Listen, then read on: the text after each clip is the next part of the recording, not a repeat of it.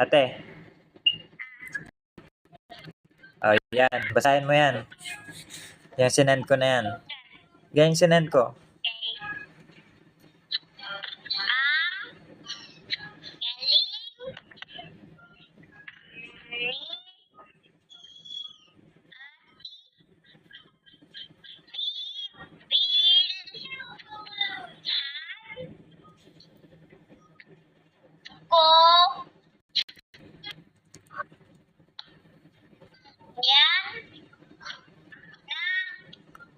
Ay, mali. Mali pala, Pi. May kulang dun sa nang...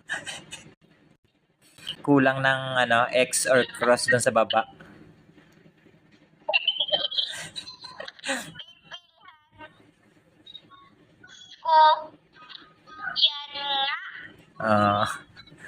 Kulang ng X. Lalagyan ko ng X yun.